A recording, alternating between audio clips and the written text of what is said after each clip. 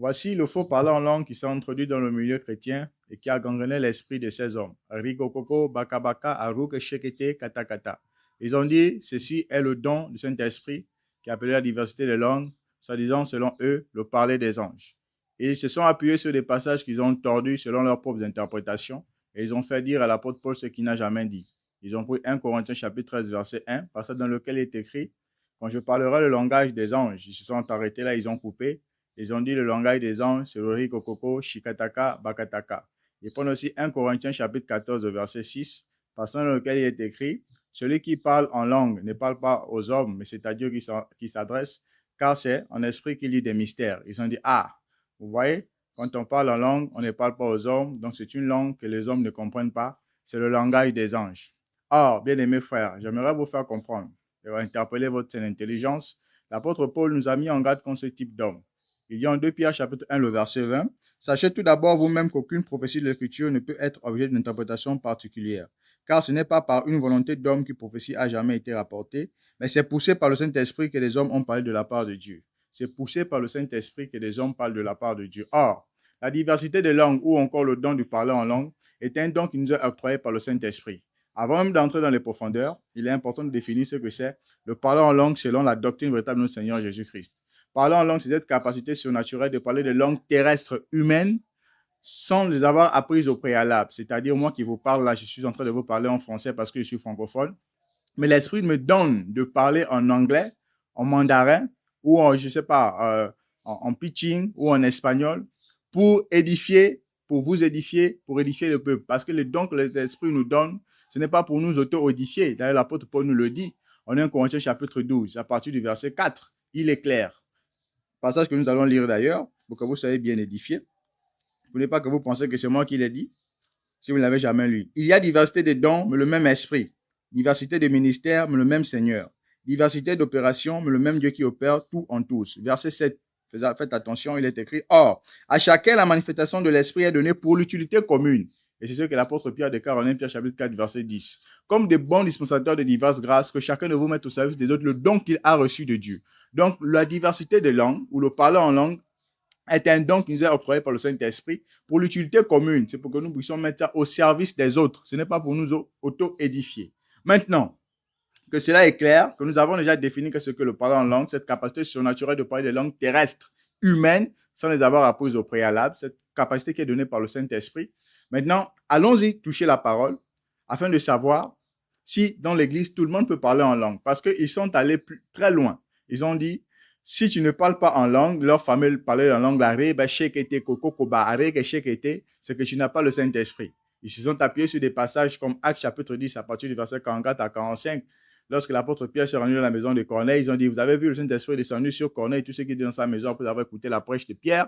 Ils se sont mis à parler en langue. Ils ont aussi pris un Acte chapitre 19 à partir du verset 3 jusqu'au verset 6. L'apôtre Paul qui s'est rendu à Éphèse afin d'imposer les mains à ces derniers pour qu'ils reçoivent le Saint-Esprit, parce qu'ils n'avaient été baptisés qu'au nom du Seigneur Jésus, ils n'avaient pas entendu parler du baptême du Saint-Esprit. Ils se sont mis à parler en langue, ils ont dit donc toute personne qui est baptisée, en vérité, qui est baptisée du Saint-Esprit, en vérité doit parler en langue, leur soi-disant famille, parler en langue, langage des anges, c'est une fausseté.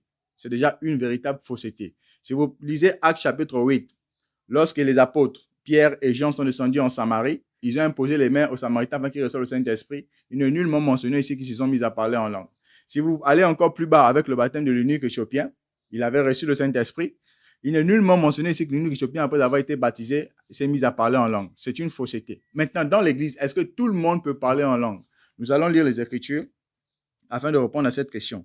1 Corinthiens chapitre 12 à partir du verset 28. Et Dieu a établi dans l'Église premièrement des apôtres, secondement des prophètes, troisièmement des docteurs, ensuite ceux qui ont le don des miracles, puis ceux qui ont les dons de guérir, de secourir, de gouverner, de parler diverses langues. La diversité des langues, c'est aussi ce qui est appelé le don de parler en langue. Verset 29.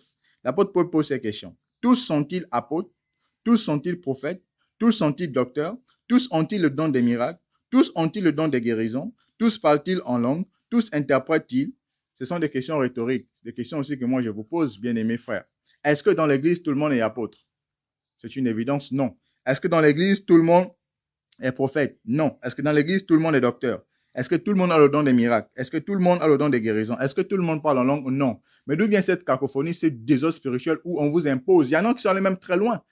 Ils ont créé des écoles où on vous apprend soi-disant à parler le langage des anges. Reke, shekete, koko, koko, ce langage mystico-satanique où on vous dit si vous ne parlez pas ça, c'est que vous n'avez pas le Saint-Esprit. Déjà, si on ouvre des écoles avec la pensée des hommes, on vous forme pour parler ça. Vous comprenez déjà que ce n'est même pas un nom de l'Esprit.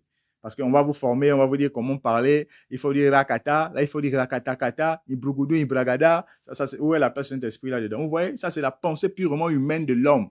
C'est par sa philosophie. Et il a imposé ça au peuple, ça a gangrené vos esprits, c'est resté là, on dit, ah non, je parle le langage des anges. Donc dans l'église, tout le monde déjà ne peut pas parler en langue. Ça c'est une évidence, c'est une vérité. Ils ont aussi utilisé l'argument selon lequel quand on parle en langue, Satan arrive, c'est pour que Satan ne comprenne pas nos prières. J'en ris parce que c'est vraiment désolant et c'est triste. Quand vous repartez lire Job chapitre 1, à partir du verset 6, il a dit que les fils de Dieu viennent auprès de Dieu parce que Dieu avait tenu un conseil ce jour-là. On dit Satan vient au milieu d'eux. Question. C'était en quel langage Dieu, ses fils, s'adressait-il? Et pourquoi Satan était au milieu d'eux? Est-ce que Satan écoutait-il le langage qu'il parlait? Oui, nous reconnaissons qu'il y a les langues célestes, mais je ne peux vous dire ici que le langage céleste est comme si, je ne sais pas, les anges avaient un problème à la bouche où ils n'arrivaient pas à bien dire des mots. Je ne peux vous le confirmer. Mais je vais vous dire juste que le parler en langue n'est nullement ce que vous faites aujourd'hui. La preuve, on a des humoristes qui le font chaque jour. Donc ça veut dire qu'ils ont reçu le Saint-Esprit puisque vous avez conditionné le fait de parler en langue par le Saint-Esprit. C'est-à-dire que si tu n'as pas le Saint-Esprit, tu peux parler en langue. Mais si tu as le Saint-Esprit, ou celui qui ne parle en langue n'est que celui qui a reçu le Saint-Esprit. Ça veut dire que vos humoristes qui le font en longueur de journée, là, dans leur sketch, ils ont le Saint-Esprit. C'est ça? Mais c'est une fausseté, bien aimés frères. Ils prennent aussi Marc chapitre 16, verset 17, que nous explorerons par grâce dans une autre vidéo. C'était une vidéo introductive pour vous présenter là ce que c'est le véritable don de l'Esprit, de parler en langue. Et nous allons revenir en détail en partant de Actes chapitre 2, où le parler en langue s'est manifesté pour la première fois. Et nous allons corriger la mauvaise compréhension de 1 Corinthiens chapitre 13 là, du soi-disant langage des anges, de 1 Corinthiens 14, où l'apôtre Paul dit que celui qui parle en langue s'adresse à Dieu et non aux hommes, car c'est un esprit qui dit des mystères. Nous allons revenir en détail par la grâce de Dieu, restez connectés et que Dieu vous bénisse. Amen.